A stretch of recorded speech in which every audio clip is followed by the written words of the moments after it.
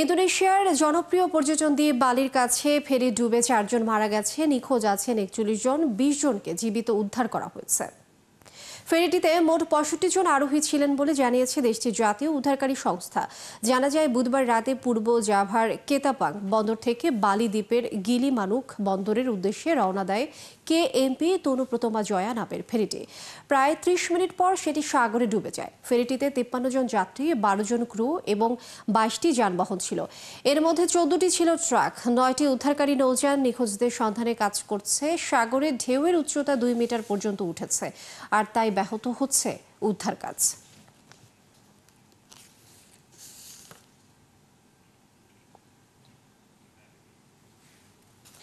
লোহিত সাগরে মিশরের অন্যতম তেল পরিবহন পথ সুয়েজ খালে একটি নৌযান উল্টে অন্তত 4 জনের মৃত্যু হয়েছে। নিখোঁজ আছে 3 জন। উদ্ধার করা হয়েছে 23 জনকে। এই তথ্য জানিয়েছে গালফ নিউজ। অ্যাডমিরেন্ট 12 নামে নৌযানটি একটি জ্যাকআপ বার্জ ইউনিট। দুর্ঘটনার সময় এতে মোট 30 জন কর্মী ছিলেন। নিহত 4 জনের মধ্যে 3 জন এডিইএস এর কর্মী, আরেকজনের চুক্তিভিত্তিক কর্মী।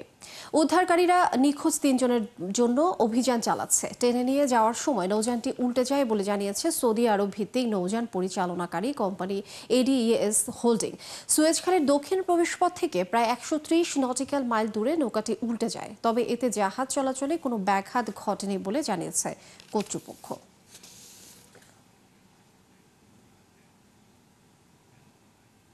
আন্তর্জাতিক আণবিক শক্তি সংস্থার সাথে ইরানের সহযোগিতা স্থগিত করার সিদ্ধান্তকে অগ্রহণযোগ্য বলেছে যুক্তরাষ্ট্র। এছাড়া ইরানে মার্কিন হামলায় দেশটির পারমাণবিক কর্মসূচি 1 থেকে 2 বছর পিছিয়ে গেছে বলে জানিয়েছে তারা। এর আগে জাতিসংঘের পরমাণু শক্তি সংস্থা আইএইএ এর সাথে সব ধরনের সম্পর্ক ও সহযোগিতা স্থগিতের ঘোষণা দেন ইরানের প্রেসিডেন্ট মাসুদ পেজেশকিয়ান। ফলে সংস্থাটির সাথে সহযোগিতা চুক্তি থেকে আনুষ্ঠানিকভাবে বেরিয়ে গেছে তেহরান। বিস্তারিত মনিরুজ্জামান বাবুর প্রতিবেদনে। ইরান ইসরায়েল সংঘাতের সময় জাতিসংঘের আন্তর্জাতিক পারমাণবিক সংস্থার বিরুদ্ধে পক্ষপাতিত্বের অভিযোগ তোলে তেহরান। গত সপ্তাহে ইরানের পার্লামেন্টে সংস্থাটির সঙ্গে সম্পর্ক স্থগিতের বিল পাশ হয়। এর মাত্র 6 দিন পর বুধবার বিলটি অনুমোদন করে স্বাক্ষর করেন ইরানের প্রেসিডেন্ট মাসুদ পেজেশকিয়ান। এর ফলে ইরানে আইএইএ এর পরিদর্শকদের প্রবেশ নিষিদ্ধ থাকবে। নতুন আইনের আওতায় এখন থেকে ইরানের কোনো পারমাণবিক স্থাপনায় আইএইএ পরিদর্শক পাঠাতে চাইলে তাদের সুপ্রিম ন্যাশনাল সিকিউরিটি কাউন্সিলের অনুমতি নিতে হবে। আন্তর্জাতিক আণবিক শক্তি সংস্থা এক বিবৃতিতে জানিয়েছে তারা এসব প্রতিবেদন সম্পর্কে অবগত। ইরান সরকারের কাছ থেকে আনুষ্ঠানিক তথ্যের অপেক্ষায় রয়েছেন তারা। ইরানের পররাষ্ট্রমন্ত্রী আব্বাস আরাকচি এক পোস্টে বলেন, আইএইএ বোমা বিধ্বস্ত স্থাপনাগুলো পরিদর্শনের জন্য যে আগ্রহ দেখাচ্ছেন তা শুধু নিরাপত্তার প্রশ্ন নয়, বরং উদ্দেশ্য প্রণোদিত হতে পারে। ইরান তার জনগণ, সার্বভৌমত্ব ও জাতীয় স্বার্থ রক্ষায় প্রয়োজনীয় যে কোনো পদক্ষেপ নিতে প্রস্তুত বলে জানান তিনি। এদিকে মার্কিন পররাষ্ট্র দপ্তরের প্রেস সচিব ট্যামি ব্রুস ইরানের সহযোগিতা স্থগিত করার সিদ্ধান্তকে অগ্রহণযোগ্য বলেছেন। ইরান এমন এক সময়ে আইএইএ এর সাথে সহযোগিতা স্থগিত করার সিদ্ধান্ত নিয়েছে যখন তাদের কাছে পথ পরিবর্তন করে শান্তি ও সমৃদ্ধির পথ বেছে নেওয়ার সুযোগ ছিল। ইরানকে আর বিলম্ব না করে এই বিষয়ে সম্পূর্ণ সহযোগিতা করতে হবে। এদিকে পেন্টাগন বলেছে ইরানের বিরুদ্ধে মার্কিন সামরিক হামলায় দেশটির পারমাণবিক কর্মসূচিকে 1 থেকে 2 বছর পিছিয়ে দিয়েছে। প্রতিরক্ষা বিভাগের মুখপাত্র শন পার্নেল বলেছেন, যুক্তরাষ্ট্রের হামলায় 3টি ইরানি পারমাণবিক স্থাপনা ধ্বংস হয়েছে। তিনি এই হামলাগুলিকে সাহসী অভিযান বলে প্রশংসা করেছেন। এর আগে প্রেসিডেন্ট ট্রাম্প দাবি করেছিলেন হামলা চালিয়ে ইরানের পারমাণবিক স্থাপনাগুলো নিশ্চিহ্ন করে দিয়েছেন তারা। তবে গেল মাসে বেশ কয়েকটি সংবাদ মাধ্যমে ফাঁস হওয়া একটি প্রাথমিক মার্কিন গোয়েন্দা প্রতিবেদনে বলা হয়েছে যে হামলাগুলি ইরানের পারমাণবিক কর্মসূচির মূল উপাদানগুলিকে ধ্বংস করতে ব্যর্থ হয়েছে এবং এর কাজ কেবল কয়েক মাস বিলম্বিত হয়েছে। মনিরুজ্জামান বাবু, ৭১। পরমাণু সমৃদ্ধকরণ নিয়ে ইসরায়েল, ইরান ও যুক্তরাষ্ট্রের মধ্যে সংঘাতের পর যে বিষয়টি সবার দৃষ্টি আকর্ষণ করেছে তা হলো বিশ্বের কোন কোন দেশ পারমাণবিক অস্ত্রের মালিক আর এই অস্ত্রগুলো কোথায় সংরক্ষিত আছে। ধারণা করা হয় 87% পারমাণবিক অস্ত্রের মালিক যুক্তরাষ্ট্র ও রাশিয়া, আর বাকি 7টি দেশ হলো ব্রিটেন, ফ্রান্স, চীন, ভারত, পাকিস্তান, উত্তর কোরিয়া ও ইসরায়েল। বিস্তারিত শারমিন স্বপ্নার প্রতিবেদনে।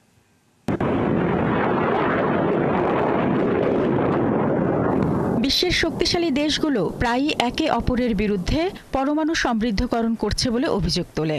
সম্প্রতি এমন অজুহাতে ইরানে হামলা চালায় ইসরায়েল। টানা 12 দিন দুদেশের মধ্যে সংঘর্ষ হয়। এর মধ্যেই ইরানের 3টি পারমাণবিক স্থাপনায় হামলা চালিয়ে যুক্তরাষ্ট্রের প্রেসিডেন্ট ডোনাল্ড ট্রাম্প দাবি করেন ইরানের পারমাণবিক স্থাপনাগুলোর একাধিক অংশ সম্পূর্ণ ধ্বংস করে দেওয়া হয়েছে। এই হামলার পর থেকেই যে প্রশ্নটি ঘুরে ফিরে আসছে তা হলো বর্তমান বিশ্বে কোন কোন দেশ পারমাণবিক অস্ত্রের মালিক। Stockholm International Peace Research Institute ও ফেডারেশন অব আমেরিকান সায়েন্টিস্টের তথ্য অনুযায়ী 2025 সালের শুরুতে বিশ্বে 9টি দেশের কাছে প্রায় 12,241টি পারমাণবিক ক্ষেপণাস্ত্র রয়েছে। ধারণা করা হয় এর মধ্যে 87% অস্ত্রের মালিক যুক্তরাষ্ট্র ও রাশিয়া, আর বাকি 13% নিয়ন্ত্রণ করে ব্রিটেন, ফ্রান্স, চীন, ভারত, পাকিস্তান, উত্তর কোরিয়া ও ইসরায়েল। যদিও 9টি দেশ পরমাণু অস্ত্রের মালিক, তবে আরও 6টি দেশ নিজেদের মাটিতে অন্য দেশের পারমাণবিক অস্ত্র রাখতে দিয়েছে। এর মধ্যে ইতালি, জার্মানি, নেদারল্যান্ডস, তুরস্ক ও বেলজিয়ামে যুক্তরাষ্ট্রের প্রায় 100টি পারমাণবিক অস্ত্র সংরক্ষিত আছে, আর রাশিয়া প্রতিবেশী বেলারুশে কৌশলগত পারমাণবিক অস্ত্র সংরক্ষণ করছে বলে জানালেও আন্তর্জাতিক নিউক্লিয়ার নিরস্ত্রীকরণ সংগঠন ICAN বলছে এ বিষয়ে এখনও নির্ভরযোগ্য প্রমাণ নেই। স্নায়ুযুদ্ধের সময় বিশ্বে মোট পারমাণবিক অস্ত্রের সংখ্যা 70,000 ছাড়িয়েছিল। এরপর বহু বছর ধরে এর সংখ্যা কমে আসলেও বর্তমান বৈশ্বিক সংঘর্ষ ও নিরাপত্তাহীনতায় নতুন করে অস্ত্র বৃদ্ধির আশঙ্কা দেখা দিচ্ছে। পারমাণবিক শক্তিধর দেশগুলোর বেশিরভাগই মনে করে প্রতিরক্ষা শক্তি বাড়ালে শত্রুপক্ষ আক্রমণ করার সাহস করবে না, কিন্তু বাস্তবে দেখা যাচ্ছে এটি উল্টো প্রভাব ফেলছে। কেননা ইসরায়েলের কাছে পারমাণবিক থাকার পরও অন্য দেশ বা সশস্ত্র গোষ্ঠীগুলো তাদের উপর হামলা চালায়। এছাড়া রাশিয়ার হুমকির পরও ইউক্রেনকে পশ্চিমা দেশগুলো সামরিক সহায়তা দেয়। প্রমাণ হয় পারমাণবিক অস্ত্র থাকলেই নিরাপত্তা নিশ্চিত হয় না। শারমিন স্বপ্না, 71।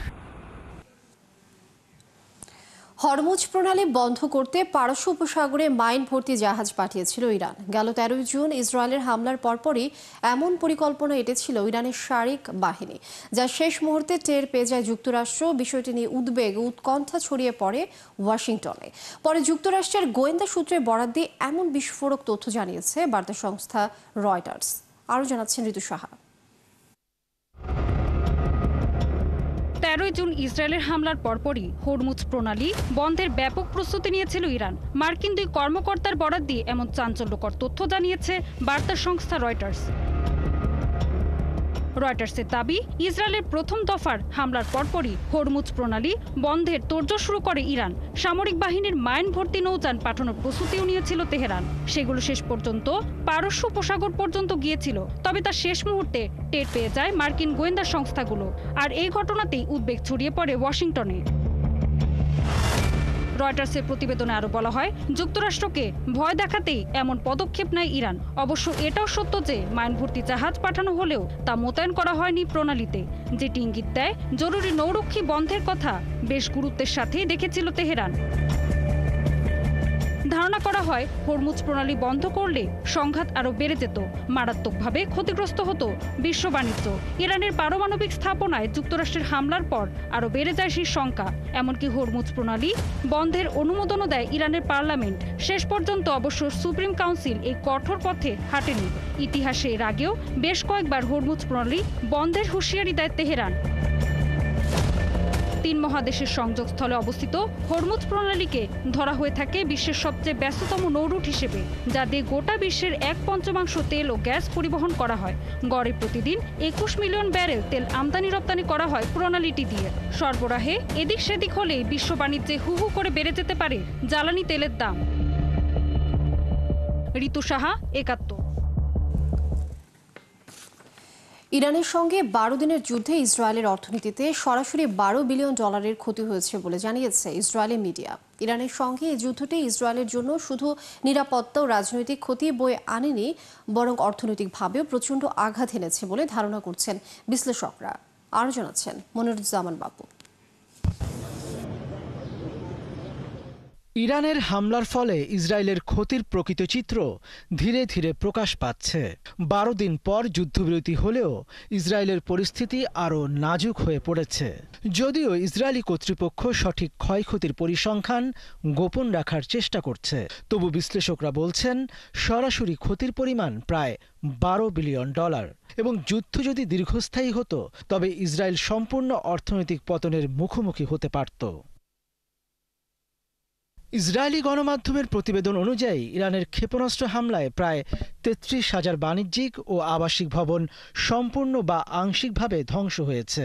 এসব ভবন পুনর্নির্মাণে আনুমানিক $6 বিলিয়ন খরচ হবে। ইসরায়েলের অর্থ মন্ত্রণালয় ও কর কর্তৃপক্ষ জানিয়েছে ক্ষতিগ্রস্ত অবকাঠামো মেরামত ও ব্যবসাগুলোকে ক্ষতিপূরণ দিতে প্রায় 10 বিলিয়ন শেকেল বা $3 বিলিয়ন প্রয়োজন। এছাড়া ইসরায়েলি স্টক এক্সচেঞ্জে ইরানের তীব্র ক্ষেপণাস্ত্র হামলা মোট রপ্তানির 8% বাজারকে মারাত্মকভাবে ক্ষতিগ্রস্ত করেছে।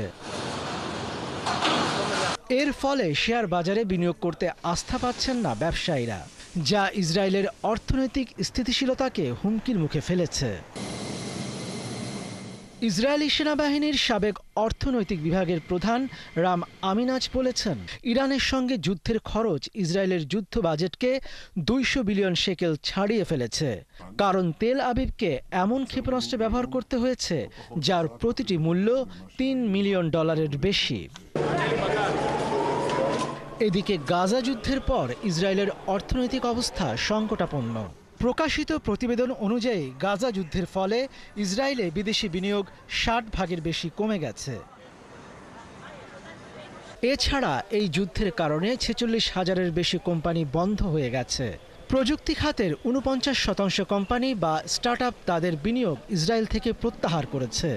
এই পরিস্থিতিতে ইসরায়েলের সাবেক প্রতিরক্ষা মন্ত্রী আভিগডোর লিবারম্যান বলেছেন, নেতানিয়াহু শুধু সামরিকভাবেই ব্যর্থ হননি, বরং ইসরায়েলকে একটি নজিরবিহীন অর্থনৈতিক বিপর্যয়ের দিকে ঠেলে দিয়েছেন।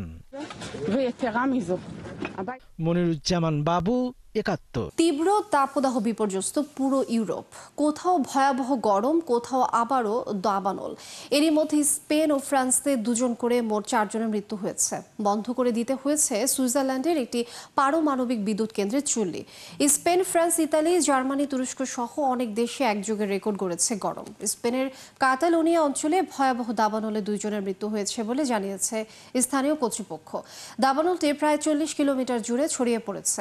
অন্যদিকে ফ্রান্সের জ্বালানি মন্ত্রী অ্যাগনেস পানিয়ের রুনাশের জানিয়েছেন, তীব্র তাপদাহে 2 জনের মৃত্যু হয়েছে এবং আরও অন্তত 300 জনকে হাসপাতালে ভর্তি করতে হয়েছে। আর ইতালিতে তাপমাত্রা 39 ডিগ্রি ছুঁতে পারে বলে জানানো হয়েছে। দেশটির 18টি শহরে রেড অ্যালার্ট জারি করা হয়েছে। অতিরিক্ত গরমের কারণে বন্ধ করে দেওয়া হয়েছে সুইজারল্যান্ডের বেজনাও পারমাণবিক বিদ্যুৎ কেন্দ্রের একটি চুল্লি।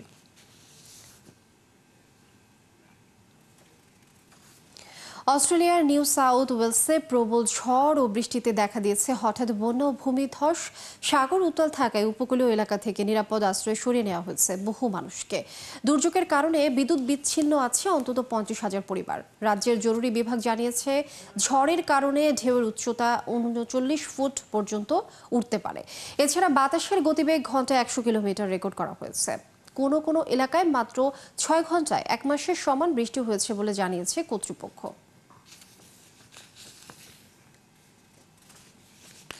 পাকিস্তানে আকস্মিক বন্যা ও ভারী বৃষ্টিপাতের কারণে 1 সপ্তাহে অন্তত 64 জন নিহত হয়েছেন। এছাড়া প্রাকৃতিক এই দুর্যোগে আহত হয়েছেন আরও অন্তত 117 জন। বুধবার দেশটির সরকারি এক সংস্থা এই তথ্য জানিয়েছে। দেশটির জাতীয় দুর্যোগ ব্যবস্থাপনা কর্তৃপক্ষ NDMA বলছে, বন্যা বৃষ্টিপাতের সবচেয়ে বেশি প্রাণহানি হয়েছে উত্তর পশ্চিমাঞ্চলীয় খাইবার পাখতুনখাওয়া প্রদেশে। এই প্রদেশে এখন পর্যন্ত 23 জনের প্রাণহানি ঘটেছে, তাদের মধ্যে 10 জন শিশু। স্থানীয় গণমাধ্যমের প্রতিবেদনে বলা হয়েছে, দেশটির সোয়াদ উপত্যকায় দেখা দিয়েছে আকস্মিক বন্যায় গেল সপ্তাহে অন্তত 14 জন ভেসে গেছেন। এছাড়া পাঞ্জাব প্রদেশের ভারী বৃষ্টিতে ঘরবাড়ি ধসে ও আকস্মিক বন্যায় আরও 21 জন মারা গেছেন, যাদের 11 জনই শিশু। পাশাপাশি দেশটির দক্ষিণাঞ্চলীয় সিন্ধু প্রদেশে 15 জন এবং দক্ষিণ পশ্চিম অঞ্চলীয় বেলুচিস্তানে 5 জন নিহত হয়েছেন। দেশটির জাতীয় আবহাওয়া বিভাগ সতর্ক করে বলেছে, আগামী শনিবার পর্যন্ত ভারী বৃষ্টিপাত এবং আকস্মিক বন্যার উচ্চ ঝুঁকি রয়েছে।